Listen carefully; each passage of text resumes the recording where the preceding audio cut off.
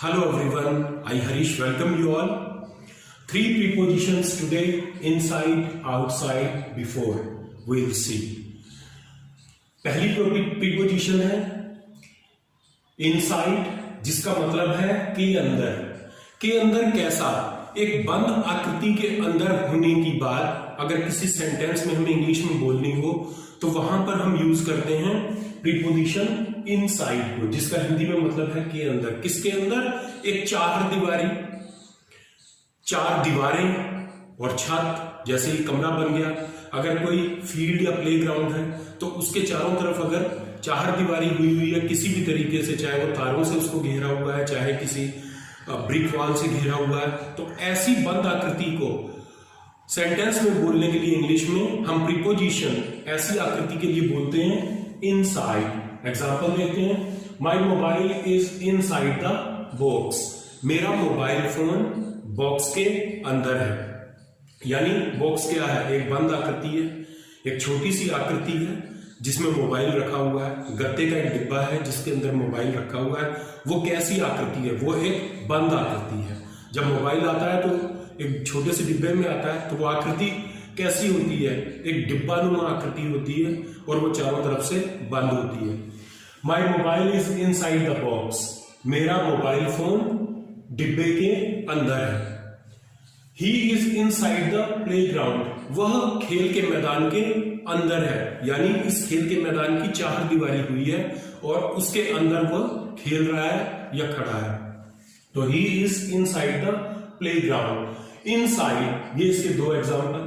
अगली जो प्रीपोजिशन है वो है आउटसाइड, जिसका हिंदी में मतलब है के बाहर। किसके बाहर? यहां भी वही है। एक बंद आकृति के बाहर होने की स्थिति में अगर किसी सेंटेंस को बोलना हो इंग्लिश में तो हम यूज करते हैं प्रीपोजिशन आउटसाइड, बंद आकृति के बाहर होना। Ram is outside the house. घर, यहां पर राम घर के बाहर है। घर कैसा होता है? एक बंद आकृति होती है, उसकी बाउंड्री होती है, कमरे होते हैं। यानी ओवरऑल ये पूरा एक जो घर होता है वो कवर्ड होता है, चारों तरफ से बंद होता है, चाहे वो बाउंड्री से बंद हो, चाहे उसके कमरे वगैरह से वो बंद हो। तो यहां पर Ram is outside the house. Ram घर के बाहर है। It's cold outside. बाहर सर्दी है या बाहर ठंड है। तो यहां भी बाहर कहां? एक बंद आकृति, इसके बाहर ठंड है। अगली प्रीपोजिशन है बिफोर। बिफोर का मतलब होता है के पहले। के पहले तो आपने अक्सर सुना होगा, लेकिन के सामने ये थोड़ा अटपटा सा लगता है। लेकिन बिफोर को हम यूज करते हैं के सामने के अर्थ के लिए भी। अभी हम एग्जांपल देखेंगे, आपको समझ आ जाएगा। बिफोर, के पहले।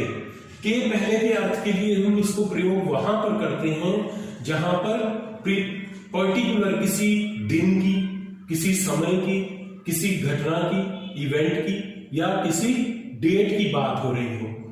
बिफोर, के पहले, ये सब कहने की जरूरत क्यों पड़ी? क्योंकि पहले के अर्थ के लिए हम अगो को भी यूज करते हैं। अगो भी एक वर्ड है इंग्लिश का जिसको हम प्रयोग करते हैं पहले के अर्थ के लिए, लेकिन अगो प्रयोग किया जाता है पास्ट की बातों के लिए। और बिफोर कहां पर यूज किया जाता है? जब किसी पर्टिकुलर दिन, समय, इवेंट या तारीख की बात हो रही हो। एग्जाम्पल है इसका, he will come before 10th of next month. वो अगले महीने की 10 तारीख के पहले आएगा।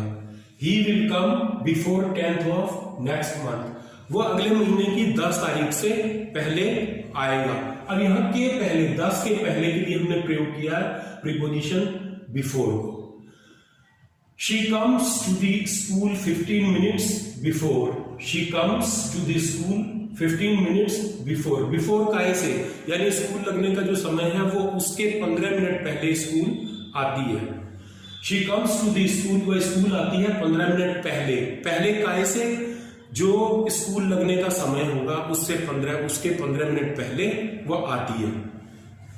ये बिफोर को हमने प्रयोग किया है के पहले के लिए। अब के सामने किसी के सामने होने के लिए भी हम बिफोर का प्रयोग करते हैं। उसके एग्जांपल देख लेते हैं। यहां पर एरो लगा हुआ है के पहले के एग्जांपल के लिए, और के सामने ये एरो लगा है, ये दो एग्जांपल के सामने के लिए जब हम बिफोर को यूज करते हैं उसके हैं।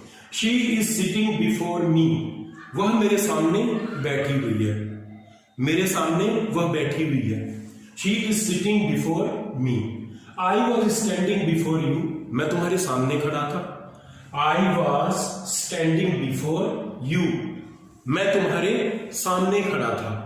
तो ये तीन प्रीपोजिशंस इनसाइड, आउटसाइड, बिफोर आज कवर किए। आई होप इनको लेकर अगर आपका कोई डाउट था तो वो क्लियर हो गया होगा।